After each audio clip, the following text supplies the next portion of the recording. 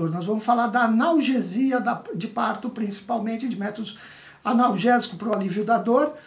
E sempre a gente tem que fazer um paralelo com o parto natural, porque o outro lado de um parto com analgesia é um parto natural. E quem que vai decidir se vai ser um parto natural ou se vai ser um parto com analgesia? A ideia é que essa decisão esteja baseada na escolha da parturiente. Não é a escolha do obstetra, não é a escolha do marido, da mãe.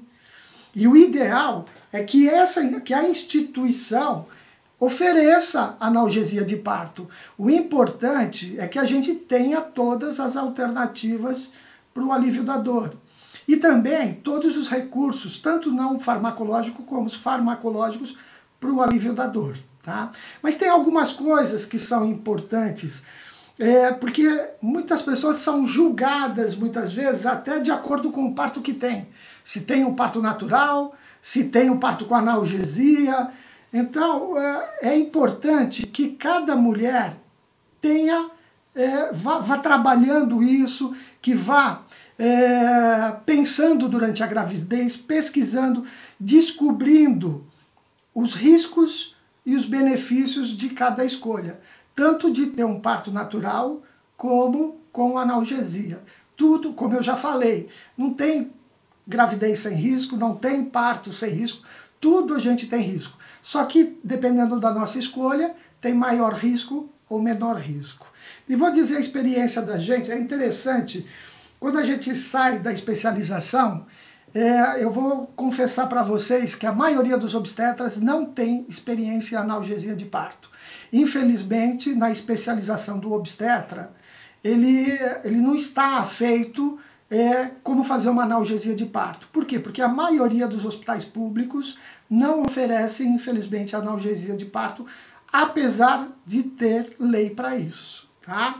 São vários os fatores que eu não vou entrar no mérito aqui, mas isso faz com que os médicos eles necessitam de uma curva de aprendizado. Então, quando eles saem da especialização, e a especialização deles são 3 anos, e o anestesista a mesma situação, ele vai aprender com o tempo, depois da especialização, trabalhando principalmente em hospitais particulares. E essa curva de aprendizado é importante. E tão importante quanto a curva de aprendizado é a importância da sensibilidade dessa equipe que vai assistir essa parturiente. Tanto o obstetra como o anestesista. Então ele tem que saber lidar com a dor do parto. A analgesia jamais pode ser feita porque uma mulher tem dor e ela está gritando muito, porque ela está verbalizando. Então o obstetra faz analgesia porque acha que ela está sofrendo. E na verdade, pode ser que ela não esteja sofrendo. Simplesmente ela quer verbalizar a dor. Eu brinco com essa coisa do verbalizar, até mesmo quando a gente tem tenista, né? O Guga, ele ficava verbalizando quando ele jogava. Né? Quem luta karatê tem o kiai, o judô tem o kiai, que é uma forma de extravasar, uma forma de verbalizar o que está acontecendo. E muitas parturientes querem verbalizar durante o trabalho de parto. E o obstetra, a obstetriz, a enfermeira obstétrica tem que ter a sensibilidade e saber como lidar com isso. Tá? E o anestesista também, porque às vezes o que acontece? O anestesista ele é um pouquinho mais complicado nesse sentido, porque ele é aquele especialista que ele tem uma visão e a sensibilidade dele qual é? Ele quer tirar dor. O obstetra nem sempre está tão preocupado de tirar a dor. Tirar a dor que eu digo da forma farmacológica. Deixa bem claro. Ninguém está querendo fazer ninguém sofrer, não é essa a intenção. Mas a gente tem que ponderar. E muitas vezes, se a gente faz uma analgesia de parto para uma mulher que não quer, isso é uma violência obstétrica, inclusive. Então a gente tem que tomar cuidado, porque a decisão da analgesia de parto tem que ser da parturiente. Tá? Então, primeira coisa aí. A gente tem que falar dos métodos de anestesia. Nós temos, a mais utilizada hoje é uma associação da raquianestesia com a peridural. Antigamente, há 20, 30 anos, a gente fazia peridural. A peridural, ela usava uma dose maior de anestésico, e aí teve uma grande evolução na analgesia de parto, e antigamente a gente até tinha medo da RAC. Quem que não lembra, há 30 anos atrás não podia levantar a cabeça, que dava dor de cabeça, e isso praticamente hoje não existe. Por quê? Porque a tecnologia avançou muito. Hoje a agulha é fina, que nem um fio de cabelo. Então a gente faz uma analgesia que chama combinada, que é a RAC mais a peridural. E na verdade, no primeiro momento, a gente nem usa anestesia da peridural, só usa da RAC. Daqui a pouco eu vou explicar qual que é a diferença até anatômica para vocês entenderem da peridural e da RAC.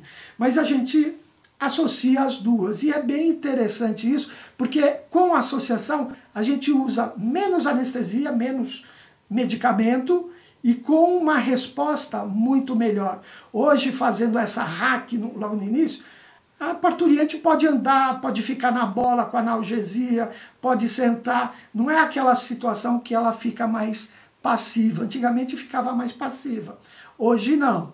Tá? Então a gente tem uma segurança muito boa fazendo as duas. A RAC junto com a peridural. Existe uma outra situação também, que a gente faz uma anestesia quando o neném está nascendo, que chama a RAC baixa.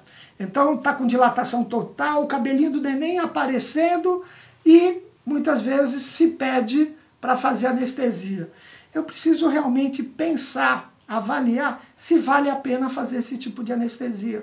Porque se vocês lembrarem, e quem viu a semana passada, eu falei que a hora que mais dói o trabalho de parto não é a saída do bebê, não é o expulsivo, é aquela fase de 7 para 8 centímetros, 6, 7, 8 centímetros de dilatação.